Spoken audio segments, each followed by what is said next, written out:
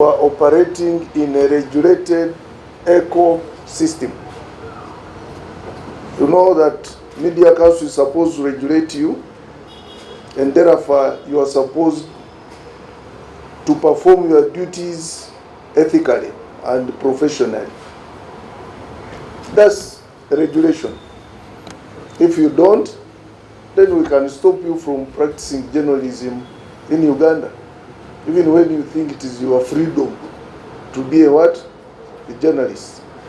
And therefore, the closure of Facebook was informed by abrogation of certain regulations within the country.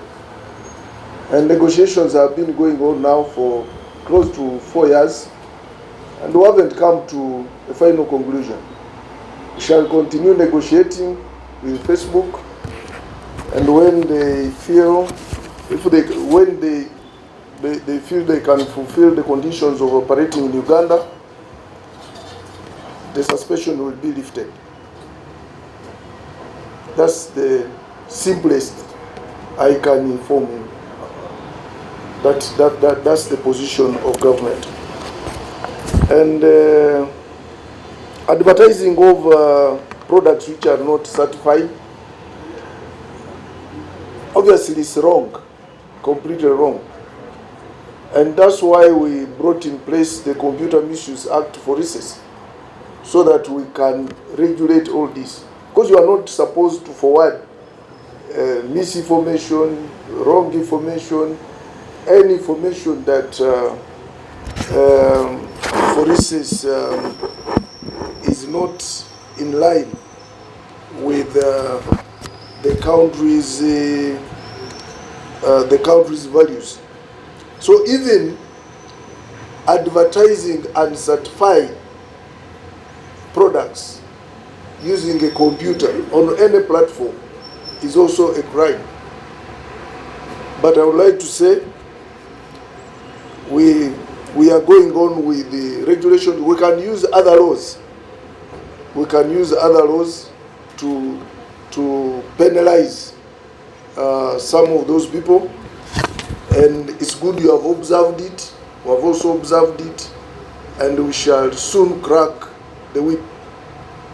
The Uganda National Bureau of Standards will soon come to those people who are advertising products which are not certified. And when we crack the whip, I hope you won't be the first people again to say we are stifling the rights of what? Of Ugandans. But we shall be protecting Ugandans. So that one we are also going to handle. AI is with us. Probably Gideon will talk something about it. It's with us and it's not going. And AI has been there for a very long time. I started seeing robots in the 80s, early 80s. So it has been there. Only that now it has become more prominent as a technology with the advancement of digital transformation. So in such an ecosystem, we must have laws, we must have a legal framework that monitors and regulates what? AI. We have so far put in place a task force, AI task force, which is going to study the trend of AI in the country and advise us on the most appropriate AI legal framework so that we regulate all these things. But it's good that you, a journalist, you saw it and you got annoyed. So when we grip the whip on such a person, don't again write that we are infringing on people's what? Rights and freedoms. Freedoms don't mean you should hurt someone else, because you have the freedom to express yourself, you have the freedom to speak, so you should infringe on another person's what? Rights. But we are coming very soon, the task force, depending on what they advise, we shall come up with a legal framework to regulate AI. But also we are working on a law which will bring together a compound law which will bring together all the laws on IT. so that we have only one word, one law. Because the digital world is changing every second. Even what they talked about here, something else must be coming up. And therefore, we want to have one law so that if there is any other innovation, we can amend only one law, not amending so many what laws. Because when you amend one law, then you may meet there's a provision in another law that you also need to amend. So we are working on that. IT to be compulsory in primary section, that one would be the ideal. But the whole issue is we don't have the resource envelope to provide the equipment to enable the teaching, to facilitate the teaching of IT in primary school. We are still grumbling with secondary schools, but as our economy grows, IT will even be compulsory in primary school. I strongly believe that one will happen one time. But what I can say is all Ugandans can assure their children access IT technology from the early age. From early age, even nursery. All these games, all these equipment of games, all those are computers. People think a computer is a laptop and a desktop. No, even those other equipment you use work as computers. So even in this nursery, children can access IT technology, but it depends on how government the resource envelope that we shall be having.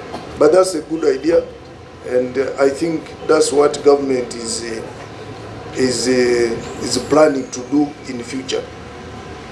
Kato's application, yeah, I think that's what he talked about.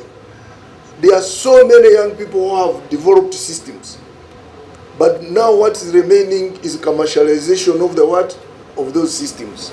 Even when you go to Nakawa, our innovation hub, you will meet so many innovations.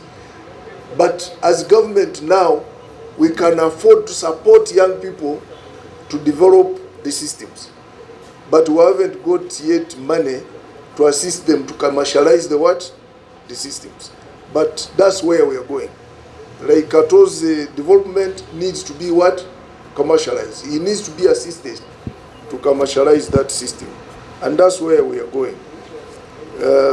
I think that's so far what I can answer, probably briefly. Gideon can answer, but briefly.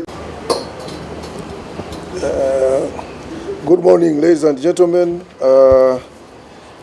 Today we are here to do a press conference concerning the forthcoming event of the chief level executives.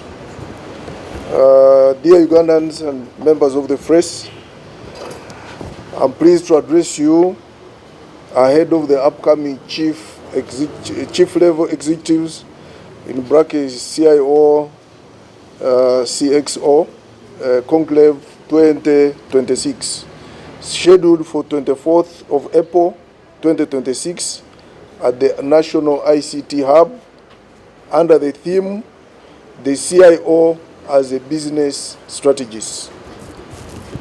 This conclave is strategic national platform designed to strengthen digital leadership, improve execution,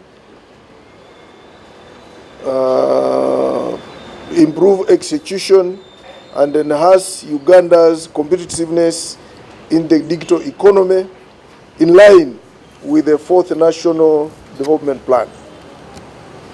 Uganda continues to make steady progress in digital transformation. We are witnessing growth in mobile penetration, expansion of digital payments, improved e-government service delivery, and increasing private sector innovation across key sectors such as fintech, agri-tech, and e-commerce. However, technology investment alone are not enough. The next phase of transformation will be defined by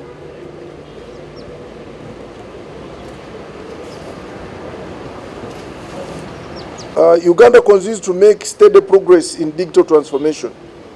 We are witnessing growth in mobile penetration, expansion of digital payments, improved e-government service delivery, and increasing private sector innovation across key sectors such as fintech, agri-tech, and e-commerce. However, technology investment alone are not enough. The next phase of transformation will be defined by leadership, coordination, and disciplined execution. Today, chief information officers are not merely technical experts. They are strategic drivers of institutional performance and national development.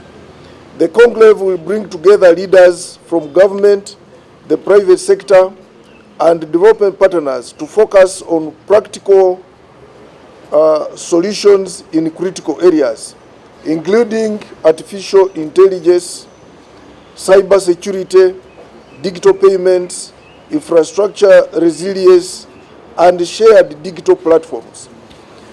This engagement directly supports government priorities, expanding digital infrastructure, building skills, and strengthening e-government systems, enhancing private sector competitiveness, and promoting cybersecurity and digital trust.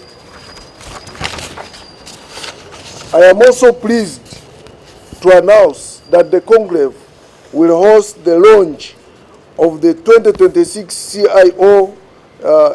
CXO Digital Transformation and E-Government Leadership Awards, aimed at recognizing institutions and leaders delivering measurable impact in Uganda's digital journey. In addition, on 23rd April 2026, we shall convene students and graduates for a tech leadership workshop, during which we will officially launch the National Tech Skills Talent Program 2025-2035. This program is designed to close the ICT skills gap, reduce reliance on external expertise, and create structural pathways for employment, innovation, and entrepreneurship, positioning Uganda as a regional hub for digital talent. Ladies and gentlemen, the government is also taking deliberate steps to support the growth of the digital creator economy. We recognize the increasing role of platforms such as X and TikTok in creating income opportunities, particularly for young people. We are engaging global platform providers and relevant stakeholders to ensure Ugandan content creators can access monetized opportunities, including advertising revenue, subscriptions, and creator funds. At the same time, we are strengthening digital payment systems and policy frameworks to enable seamless earnings and enhance global competitiveness. Government, through the National Information Technology Authority Uganda, continues to expand the national backbone infrastructure to extend high-speed internet connectivity across the country, including strategic border points to enhance regional integration and network resilience. This investment that has significantly reduced the cost of internet, making broadband more affordable and accessible, while ongoing last-mile connectivity initiatives are ensuring that schools, health centers, and local government institutions are brought online. In addition, targeted interventions such as public Wi-Fi and community access programs are being rolled out to extend internet access closer to citizens, particularly in underserved areas. These efforts underscore the government's commitment to delivering affordable, inclusive, and nationwide connectivity as a foundation for Uganda's digital transformation. In conclusion, I call upon all stakeholders, government institutions, private sector, academia, development partners, and the media to actively participate in the CIO XO Conclave 2026 and support Uganda's digital transformation agenda. I invite you all to be at the Nakawa ICT Hub during those days of the conclave so that you can learn more about technology, and all the experts will be there both from the private sector and the government to answer your questions. Lastly, I would like to take this opportunity to congratulate Alan Kasuja and for